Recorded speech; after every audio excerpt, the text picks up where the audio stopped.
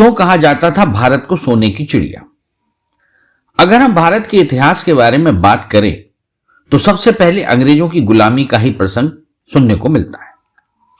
परंतु हम बात कर रहे हैं उस इतिहास की जब भारत को सोने की चिड़िया कहा जाता था। आप जानते हैं यह खिताब किसने दिया? हम आपको बताते हैं।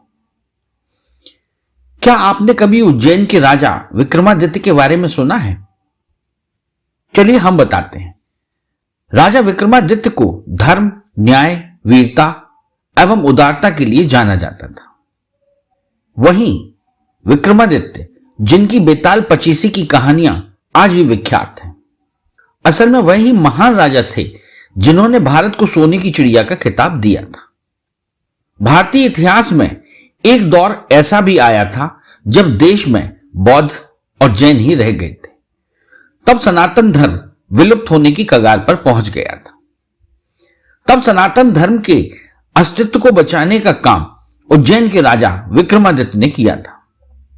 सूर्य के समान पराक्रमी राजा विक्रमादित्य ने रामायण, महाभारत जैसे ग्रंथों की फिर से खोज कर उन्हें स्थापित किया और इसके साथ ही अनेकों मंदिरों का निर्माण भी करवाया। राजा विक्रमादित्य ही वो महान राजा थे जिनके नवरत्न उज्जैन के राज दरबार की शोभा बढ़ाया करते थे। राजा विक्रमादित्य का राज दरबार सिर्फ नवरत्नों के कारण ही नहीं बल्कि यहां की न्याय प्रणाली के कारण सबसे अधिक प्रसिद्ध हुआ करता था। यही वजह थी कि कई बार देवतागण भी महाराजा से न्याय करवाने के लिए आते थे। उन्होंने धर्म की रक्षा करने के साथ साथ प्रजा की रक्षा और उनकी आर्थिक स्थिति का भी ख्याल रखा।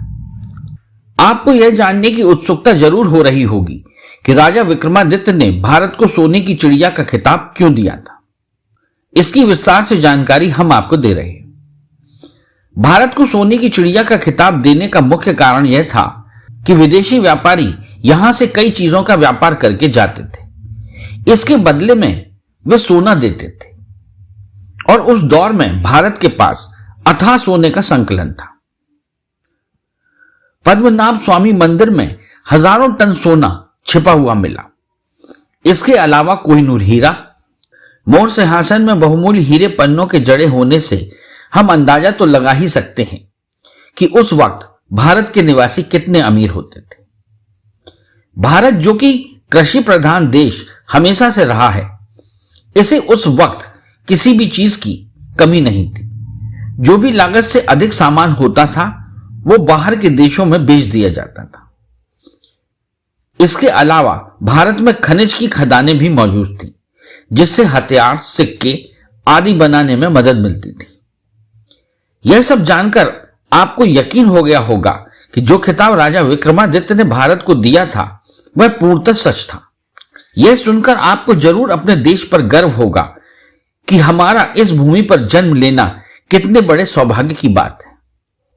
परंतु हमें यह नहीं भूलना चाहिए कि आज फिर से भारत विश्व गुरु बन सकता है। बस इंतजार है सच्ची कोशिश और निष्ठा की। इस चैनल को लाइक और सब्सक्राइब करना ना भूलें। देखते रहिए बंजारा बीट्स।